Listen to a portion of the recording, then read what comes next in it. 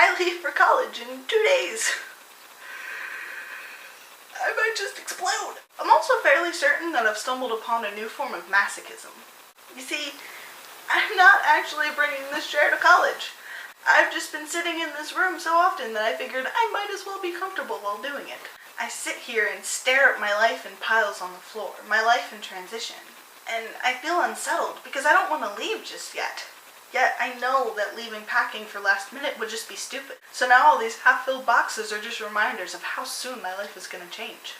I could easily sit anywhere else in the house, yet for some reason, I enjoy my useless plea for a return of nostalgia. I've dubbed this room the room of requirement, and I sit here and relish in the symbolism of it all, despite the fact that symbolism has yet to lift a finger to even help me pack. This room tortures my thoughts, and I kind of love it. It's stimulating and deep. Yet at the same time, it makes me really want to run away and build a really awesome treehouse that I can live in for the rest of forever so that I don't have to face reality. I want everything packed away right now because I'm nervous that I'm going to forget something. Yet simultaneously, I want everything to stay exactly as it is because I am not ready to face this massive change yet. So for now, I sit in this no man's land between packing and unpacking, between leaving and staying, crying and laughing, excitement and terror, between the past and the future, between what's familiar and what's completely unknown. All I want to do is find the people I love and hold on to them. Hold on to them and enjoy and absorb their warmth so that maybe I don't have to wear a jacket this winter. Fill my lungs with their air and hope it sustains me through this first semester so that maybe I don't have to breathe new college air, which is so dense with nervousness and anxiety that I fear I might choke on it. Perhaps I'm being dramatic, but it's how I feel. Terrified and poetic. And that is the most deadly combination of them all. People tell me not to be nervous, that I'm a sweet kid, I'll make lots of friends. Don't worry. Don't be nervous. I hate being told not to be nervous. I understand the sentiment, and I agree with what they're saying, or at least half of it anyway. But I'm annoyed nonetheless. I know that I'll make new friends, and I know that I'll be fine. I have faith in that. But being nervous is not something that's easily controlled.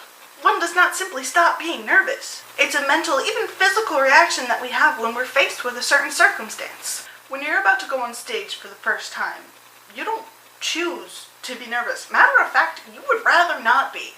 But nervousness is something that happens to you. So when someone tells me not to be nervous, it's like they're asking me to stop my fingernails from growing. I don't have much control over that. The most I can do is maybe cut down their effects. But then I think about why people tell me not to be nervous. And I realize it's as natural a reaction as the nervousness itself. When we see someone who's struggling with something, we give them advice that pertains to the root of their problem. With nervousness, you try to build up that person and remind them of how wonderful and beautiful they are, and tell them that there's no logical reason for them to be nervous, because they can do anything they want to. But we could talk until we're blue in the face, and those nerves will not go away. I'm nervous. But nervous isn't bad. It's not crippling. It's human. Matter of fact, if I weren't nervous, that would be weird. My nervousness just reminds me of how beautiful the human consciousness is. Because I'm so much more than nervous. Nervous is just a category into which we throw every emotion that we associate with a certain event. I'm excited and scared and nostalgic, and wistful and lonely and pensive and apprehensive and resistant, and even a little bit masochistic. But all that means is that I'm alive.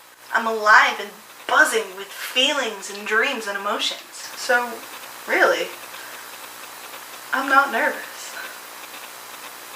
I'm alive.